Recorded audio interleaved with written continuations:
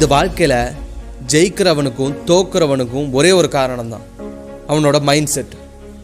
ஏன்னா இந்த வாழ்க்கைங்கிறது இனிமேல் எப்படி வாழணும்னு ஆசைப்படுறங்கிறத பொறுத்தது இல்லை, நீ இப்போ ஒன்றை நீ எப்படி நினச்சி வச்சுருக்கங்கிறத பொறுத்தது தான்.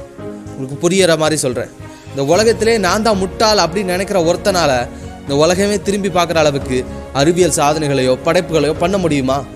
முடியாது. ஆனால் இந்த உலகமே இவன் தான் முட்டாள்னு கையை காமிச்சாலும் கூட தான் முட்டாள் இல்லை, தன்னோட ஐடியாஸ் எல்லாம் ஜெயிக்கும் அப்படின்னு ஒருத்தன் முயற்சி பண்ணா அப்படின்னா அவனால் இந்த உலகமே திரும்பி பார்க்குற அளவுக்கு அறிவியல் சாதனைகளை பண்ண முடியும். இதுக்கு எக்ஸாம்பிள் சொல்ல போனால் Thomas Alva Edison, Nikola Tesla, இப்போ உள்ள எலான் மஸ்க் வர சொல்லலாம். ஸோ என்றைக்குமே ஒரு விஷயம் நல்லா புரிஞ்சுக்கணும், இந்த உலகம் எப்படி இருக்குதோ அப்படியே தான் இருந்துக்கிட்டு இருக்கு, அதில் எந்த ஒரு மாற்றமும் இல்லை.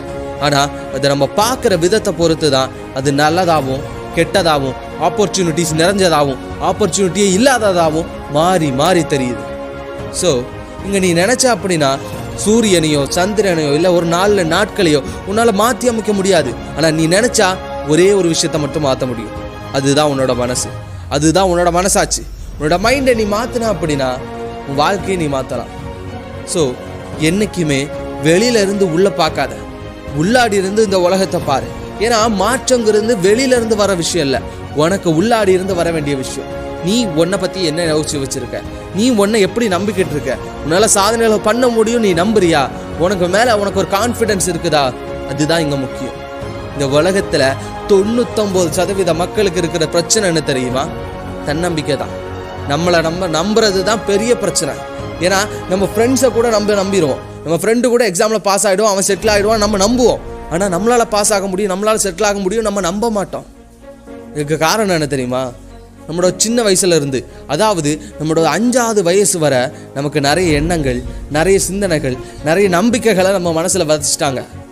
இப்படி கஷ்டப்பட்டு படித்தாதான் உன்னால் ஜெயிக்க முடியும், உனக்கெல்லாம் மேக்ஸ் வராது, உன்னாலலாம் படிக்கிறதுக்கே தகுதி கிடையாது, உன்னால் ஸ்போர்ட்ஸில் சாதிக்க முடியாது, உன்னால் உடம்பை குறைக்க முடியாது, நீ கஷ்டப்பட்டு படித்தாதான் உனக்கு நல்ல வேல்யூ கிடைக்கும், நீ கஷ்டப்பட்டு படித்தாதான் உனக்கு நல்ல இடம் கிடைக்கும் அப்படின்னு சொல்லி சொல்லி சொல்லி நம்ம மனசாட்சியை கெடுத்து வச்சுருக்காங்க. அப்படி கிடையாது.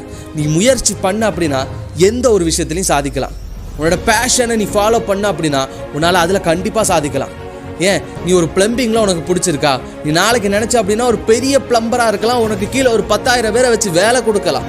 ஸோ இந்த உலகத்தில் நீ வச்சிருக்கிற ஒவ்வொரு ஐடியாஸுக்கும் இங்கே வேல்யூ இருக்குது, அது என்னைக்கு நீ தளர விடாத. உனக்கு மேலே உனக்கு நம்பிக்கை இருக்கா, அதுதான் இங்கே முக்கியம்.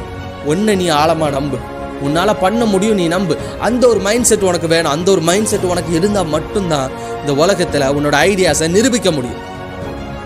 நம்மள நிறைய பேருக்கு நம்ம மேலே தன்னம்பிக்கை வராததுக்கு காரணம் என்ன தெரியுமா? We always set the limit high. நம்ம வெற்றிக்கான படியை எப்போ நம்ம ஒரு படி மேலே வைப்போம். உதாரணத்துக்கு நீங்களும் உங்கள் ஃப்ரெண்டும் எக்ஸாம் எழுத போகிறீங்கன்னு வச்சுப்போம்.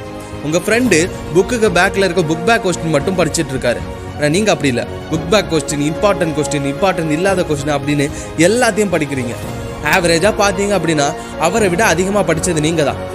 ஆனால் யாருக்கு கான்ஃபிடென்ஸ் லெவல் அதிகமாக இருக்கும்? புக் பேக் கொஸ்டின் மட்டும் ஃபுல்லாக படிச்சிருக்க உங்கள் ஃப்ரெண்டுக்கு அதிகமாக இருக்குமா, இல்லை புக் பேக்கும் படித்து இம்பார்ட்டன்ட் அன்இம்பார்ட்டன்ட் இப்படி எல்லாமே படித்த உங்களுக்கு அதிகமாக இருக்குமா? கண்டிப்பாக உங்கள் ஃப்ரெண்டுக்கு தான் அதிகமாக இருக்கும். ஏன்னா உங்கள் ஃப்ரெண்டுக்கு தெரியாது, அவர் நினைக்கிறாரு புக் பேக் மட்டும்தான் வரும் அப்படின்னு, மற்றதெல்லாம் அவருக்கு தெரியவே செய்யாது.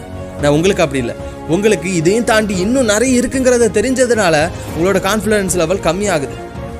ஸோ என்றைக்குமே ஒரு விஷயம் நல்லா ஞாபகம் வச்சுக்கோங்க, எந்த ஒரு போட்டியாக இருந்தாலும் சரி, எந்த ஒரு காம்படிட்டிவ் எக்ஸாமாக இருந்தாலும் சரி, எந்த ஒரு காம்படிஷனாக இருந்தாலும் சரி, அங்கே மற்றவங்களோட கான்ஃபிடன்ஸ் லெவலை பார்த்து உங்களோட கான்ஃபிடென்ஸை கோட்டை விட்டுறாதீங்க.